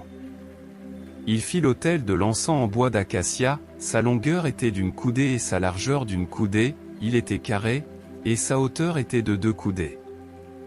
Ses cornes étaient d'une seule pièce avec lui. Il le couvrit d'or pur, avec son plateau, ses parois et ses cornes, tout autour, et il lui fit une bordure d'or tout autour. Il fit au-dessous de la bordure 2 anneaux d'or, des 2 côtés, il en fit de part et d'autre, pour recevoir les barres qui servaient à le porter. Il fit des barres en bois d'acacia et les couvrit d'or. Il fit l'huile pour l'onction sacrée et l'encens aromatique, pur, c'était un ouvrage de parfumeur. Exode 38. L'autel des sacrifices et la cuve. Il fit l'autel des holocaustes en bois d'acacia, d'une longueur de 5 coudées et d'une largeur de 5 coudées, il était carré, et sa hauteur était de 3 coudées. Il fit des cornes aux 4 angles, ces cornes étaient d'une seule pièce avec lui, il le couvrit de bronze. Il fit tous les ustensiles de l'autel, ses récipients, ses pelles, ses calices, ses fourchettes et ses cassolettes, il fit tous ses ustensiles de bronze. Il fit pour l'autel une grille de bronze, une sorte de treillis, qu'il plaça au-dessous du rebord de l'autel, à partir du bas, jusqu'à la moitié de la hauteur. Il fondit 4 anneaux qu'il mit aux 4 coins de la grille de bronze, pour recevoir les barres. Il fit les barres en bois d'acacia et les couvrit de bronze. Il introduisit dans les anneaux, sur les côtés de l'autel, les barres qui servaient à le porter. Il le fit creux, avec des panneaux. Il fit la cuve de bronze et sa base de bronze avec les miroirs des femmes qui accomplissaient leur service à l'entrée de la tente de la rencontre. L'étoile de la cour. Il fit la cour. Dans la direction du midi, au sud, il y avait, pour former la cour, des tentures de fin lin retors, sur une longueur de 100 coudées, avec leurs 20 colonnes et leurs 20 socles de bronze, les crochets des colonnes et leurs tringles étaient d'argent. Dans la direction du nord, il y avait 100 coudées avec leurs 20 colonnes et leurs 20 socles de bronze, les crochets des colonnes et leurs tringles étaient d'argent. Dans la direction de l'ouest, il y avait 50 coudées de tentures, avec leurs 10 colonnes et leurs 10 socles, les crochets des colonnes et leurs tringles étaient d'argent. Dans la direction de l'est, au levant, il y avait 50 coudées, pour un côté, 15 coudées de tentures, avec leurs 3 colonnes et leurs 3 socles, et pour l'autre côté de part et d'autre de la porte de la cour 15 coudées de tentures, avec leurs 3 colonnes et leurs 3 socles. Toutes les tentures qui formaient l'enceinte de la cour étaient de fin lin retors.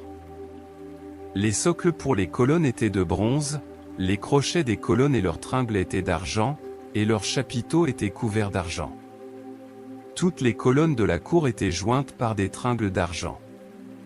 Le rideau de la porte de la cour c'était un ouvrage de brodeur était de pourpre violette et rouge, d'écarlate et de fin lin retors, il avait une longueur de 20 coudées, et sa hauteur était de 5 coudées, comme la largeur des tentures de la cour, les 4 colonnes et leurs 4 socles étaient de bronze, les crochets et leurs tringles étaient d'argent, et leurs chapiteaux étaient couverts d'argent.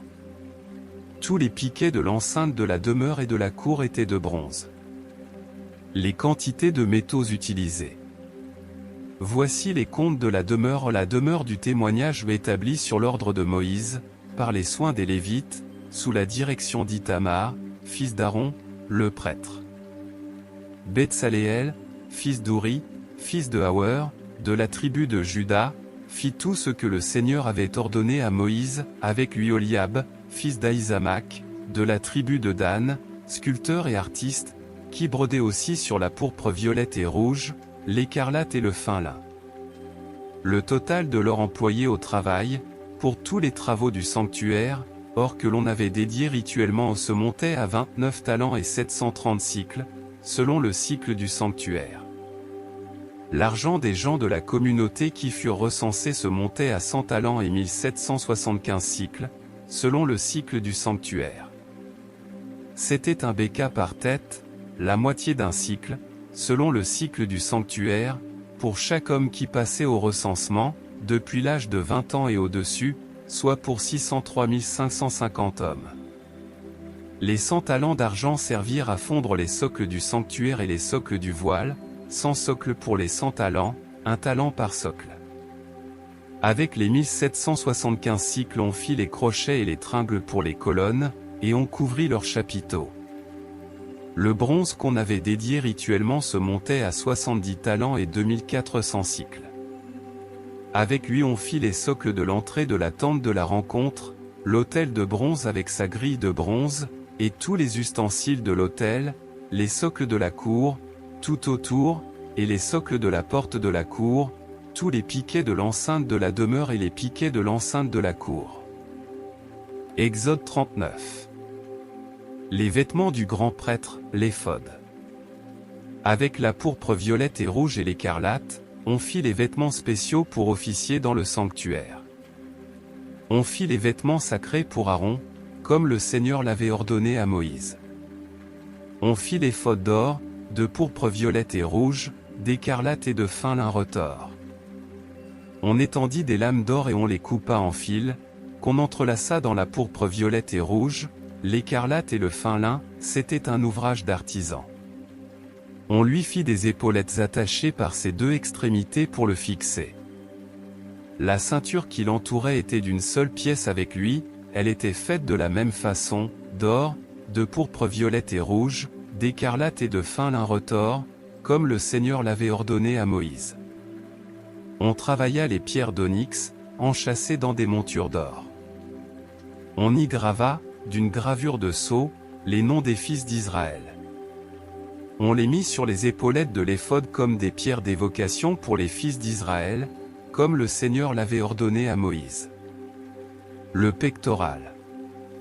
On fit le pectoral, c'était un ouvrage d'artisan de la même façon que l'éphod, d'or, de pourpre violette et rouge, d'écarlate et de fin lin retors.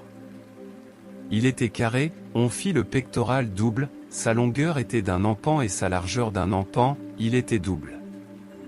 On y sertit 4 rangées de pierres, première rangée, une sardoine, une topaze, une émeraude, deuxième rangée, une escarboucle, un lapis-lazuli, un diamant, troisième rangée, une opale, une agate, une améthyste, quatrième rangée, une chrysolite, un onyx, un jaspe.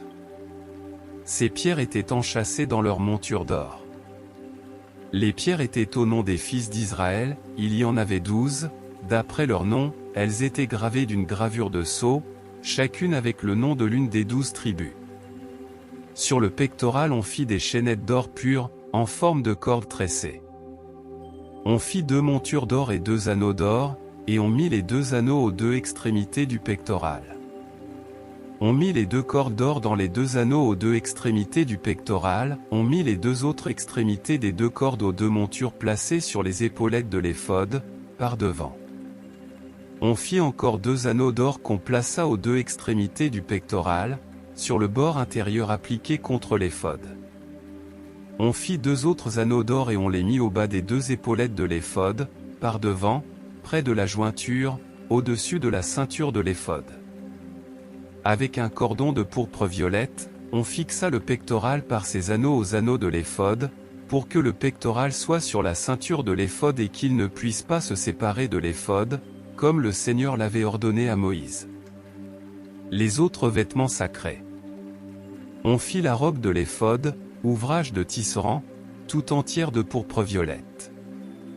L'ouverture de la robe était au milieu, comme l'ouverture d'un vêtement de cuir tressé, il y avait un ourlet tout autour, afin que la robe ne se déchire pas.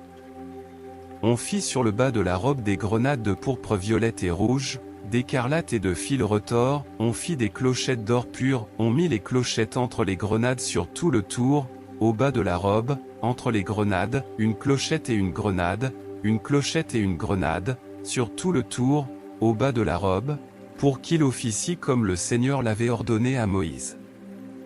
On fit les tuniques de fin lin, ouvrage de tisserand, pour Aaron et pour ses fils, le turban de fin lin, les parures des tiares, de fin lin, les caleçons de fin lin retors, l'écharpe de fin lin retors, brodée, de pourpre violette et rouge et d'écarlate, c'était un ouvrage de brodeur, comme le Seigneur l'avait ordonné à Moïse. On fit d'or pur la lame, le diadème sacré, et on y écrivit, d'une gravure de sceau, consacré au Seigneur.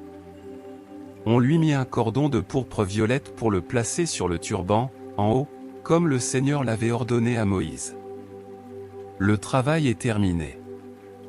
Ainsi fut achevé tout le service de la demeure, de la tente de la rencontre. Les Israélites firent exactement ce que le Seigneur avait ordonné à Moïse. Ainsi firent-ils. On apporta la demeure à Moïse, la tente et tous ses éléments, ses agrafes, ses planches, ses traverses, ses colonnes et ses socles, la couverture en peau de bélier teinte en rouge, la couverture en peau de dauphin et le voile qui sert de rideau, le coffre du témoignage, ses barres, et l'expiatoire, la table, tous ses ustensiles et le pain offert, le porte-lampe pur, ses lampes, les lampes à y disposer aux tous ses ustensiles et l'huile pour le luminaire, l'autel d'or, l'huile d'onction. Et l'encens aromatique, ainsi que le rideau de l'entrée de la tente, l'autel de bronze, sa grille de bronze, ses barres et tous ses ustensiles, la cuve et sa base, les tentures de la cour, ses colonnes, ses socles, le rideau de la porte de la cour, ses cordages, ses piquets, et tous les ustensiles pour le service de la demeure, pour la tente de la rencontre, les vêtements spéciaux pour officier dans le sanctuaire, les vêtements sacrés pour Aaron, le prêtre, et les vêtements sacerdotaux de ses fils. Tout ce travail, les Israélites le firent exactement comme le Seigneur l'avait ordonné à Moïse. Moïse vit tout le travail, il l'avait fait comme le Seigneur l'avait ordonné. Ainsi avait-il fait. Alors Moïse les bénit. Exode 40. Instruction pour la consécration de la demeure. Le Seigneur dit à Moïse, le premier jour du premier mois, tu monteras la demeure, la tente de la rencontre. Tu y placeras le coffre du témoignage et tu couvriras le coffre avec le voile. Tu apporteras la table et tu la disposeras. Tu apporteras le porte-lampe et tu arrangeras ses lampes. Tu mettras l'autel d'or pour l'encens devant le coffre du témoignage, et tu placeras le rideau à l'entrée de la demeure. Tu mettras l'autel des holocaustes devant l'entrée de la demeure, de la tente de la rencontre. Tu mettras la cuve entre la tente de la rencontre et l'autel, et tu y mettras de l'eau. Tu aménageras la cour, tout autour, et tu mettras le rideau à la porte de la cour. Tu prendras l'huile d'onction, et tu conféreras l'onction à la demeure et à tout ce qui s'y trouve, tu la consacreras, avec tous ses ustensiles, et elle sera sacrée. Tu conféreras l'onction à l'autel des holocaustes et à tous ses ustensiles, tu consacreras l'autel, et l'autel sera très sacré. Tu conféreras l'onction à la cuve et à sa base, tu la consacreras. Tu présenteras Aaron et ses fils à l'entrée de la tente de la rencontre, et tu les laveras avec de l'eau. Tu revêtiras Aaron des vêtements sacrés, tu lui conféreras l'onction, tu le consacreras, et il exercera pour moi le sacerdoce. Tu présenteras ses fils, tu les revêtiras de la tunique et tu leur conféreras l'onction comme tu as conféré l'onction à leur père, ils exerceront pour moi le sacerdoce. Cette onction d'huile leur assurera le sacerdoce pour toujours, dans toutes leurs générations. Moïse fit exactement ce que le Seigneur lui avait ordonné. Ainsi fit-il. Moïse installe la demeure. Le premier jour du premier mois de la deuxième année, la demeure fut montée. Moïse monta la demeure, il en mit les socles, plaça les planches, mit les traverses et dressa les colonnes. Il étendit la tente sur la demeure et plaça la couverture de la tente par-dessus, comme le Seigneur l'avait ordonné à Moïse. Il prit le témoignage et le mit dans le coffre, il plaça les barres sur le coffre et mit l'expiatoire au-dessus du coffre. Il amena le coffre dans la demeure, il plaça le voile qui sert de rideau, et il en couvrit le coffre du témoignage, comme le Seigneur l'avait ordonné à Moïse. Il mit la table dans la tente de la rencontre, sur le côté de la demeure, au nord, à l'extérieur du voile, et il y disposa le pain, devant le Seigneur, comme le Seigneur l'avait ordonné à Moïse. Il plaça le porte-lampe dans la tente de la rencontre, en face de la table, sur le côté de la demeure, au sud, il arrangea ses lampes devant le Seigneur, comme le Seigneur l'avait ordonné à Moïse. Il plaça l'autel d'or dans la tente de la rencontre, devant le voile, et il y fit fumer l'encens aromatique, comme le Seigneur l'avait ordonné à Moïse. Il plaça le rideau à l'entrée de la demeure. Il plaça l'autel des holocaustes à l'entrée de la demeure, de la tente de la rencontre, et il y offrit l'holocauste et l'offrande végétale, comme le Seigneur l'avait ordonné à Moïse.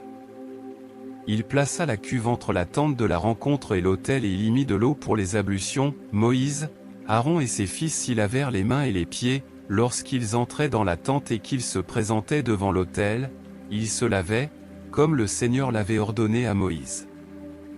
Il installa la cour autour de la demeure et de l'autel et mit le rideau à la porte de la cour. C'est ainsi que Moïse acheva les travaux. La gloire du Seigneur remplit la demeure. Alors la nuée couvrit la tente de la rencontre, et la gloire du Seigneur remplit la demeure. Moïse ne pouvait pas entrer dans la tente de la rencontre, parce que la nuée demeurait sur elle et que la gloire du Seigneur remplissait la demeure. Quand la nuée s'élevait au-dessus de la demeure, les Israélites partaient, pour chacune de leurs étapes. Si la nuée ne s'élevait pas, ils ne partaient pas, jusqu'au jour où elle s'élevait. Le jour, la nuée du Seigneur était sur la demeure, et la nuit il y avait un feu, sous les yeux de toute la maison d'Israël, à chacune de leurs étapes.